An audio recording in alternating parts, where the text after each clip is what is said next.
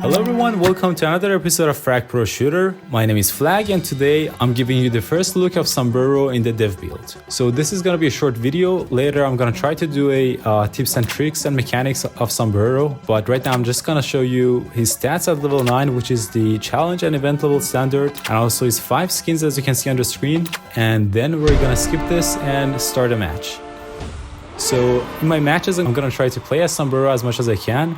So I switched my Sombrero just so you guys see. I give the command to my cards to attack. As you see, Sombrero is a camp card and he shoots a sniper or his Vihuela gun basically, and he shoots quite fast actually. His fire rate is quite high. I'm not sure how much it is, but it is quite high. So in this deck I have a couple of cards that actually mesh well or really good with Sombrero. One of them is Cypher. And Romero is just random, I just put her there. But anyway, back to Sombrero. As you can see, he does quite well in supporting your attacks, but I wouldn't really recommend this.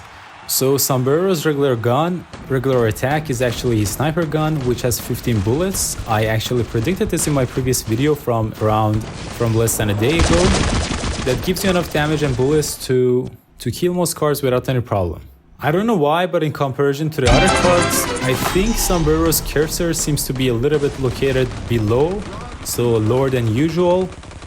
It just gives you that wrong feeling that something's wrong with your card. This has also happened with Miss Bunny and Ollie in the past. But back to Sombrero, he has 215 HP as you can see.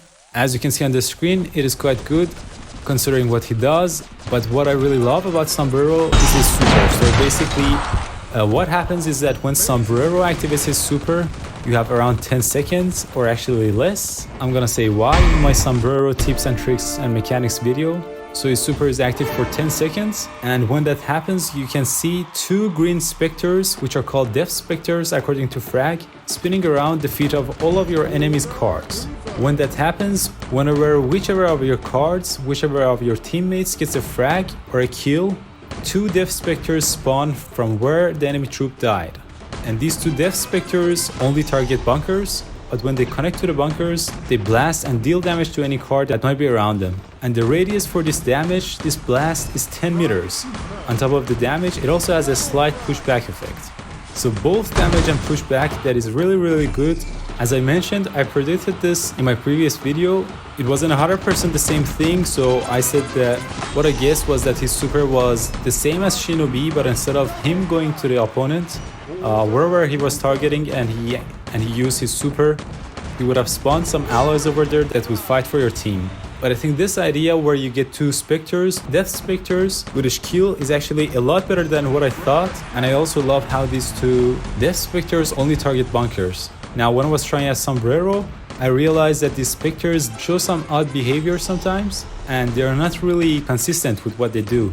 So sometimes they explode a few meters away from the bunkers, sometimes they get stuck on the other side of the bunker, and sometimes they just stand there and doing nothing. This is pretty much the problem with the AI of the melee troops, and I reached out to the dev team and I asked them, and they replied that this is going to be fixed in the actual update, and what you might see in this footage that I have from the dev build is actually before they fix this problem with the AI, so you don't have to worry about this so much. Alright, in this game I have 4 cards that I think work really well with Sombrero.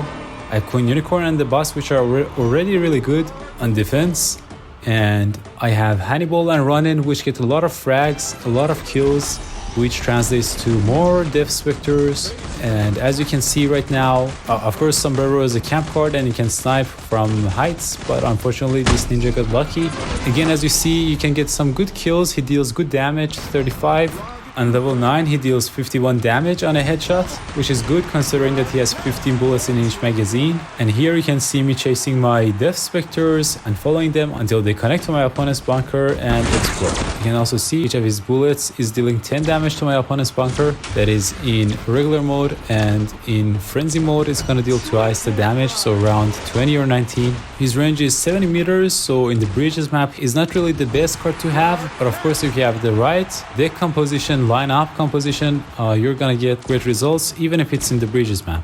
Yeah, so take note how my opponent's levels are actually a lot higher than me. most of my opponent's cards are actually level 16, which is the max, but my opponent isn't an actual person, it's actually just AI. And the reason why here I am controlling other cards instead of Sombrero and playing as them in this video is to show you guys how good Sombrero's AI is.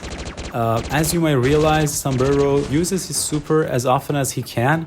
I'm not sure if it's right after every cooldown, but either way, it does use his super a lot, and I think it's going to be one of the cards that are ran well by the AI, just like Solopron or Shinobi and some other camp cards. Something else that I can tell you about the 1.7.0 update is that this is not just Sombrero, but the whole AI is actually going to be improved. Now all cards should use their supers without any exceptions. For example, Mikaladin wouldn't use his super at all, and I tested and I played against Mikaladin and he does use his super along with other cards. Especially in Street Frag, you can see how crazy Sombrero can get. Basically, whatever map that is small is good for Sombrero, and as I said, a combination of Sombrero with Cypher, for example, is really deadly. Just imagine that your opponent's cards are both Cyphered and they are Sombrero, so basically they die easily, and then when they die, they're gonna spawn 2 Death Specters, which are gonna target your opponent's bunker. One more thing that I can tell you about Sombrero's Death Specters, sometimes they split and go down different lanes, as you have seen in this video, so they don't really care which bunker has lower HP or which bunker you have told your troops to attack. And by the way, you can shoot these Specters and kill them before they reach your bunker, but you should stay away from them because, as I said, when they blast, they also deal damage. One more thing that I realized about the new AI is that when they are on low HP or they are not full health, now they're gonna go and pick up health packs, which is really good. When he's not shooting, he moves quite fast. And also another thing that you have to know about him is that his bullets aren't that big, so you gotta be careful with your shot and make sure you're targeting your opponents accurately.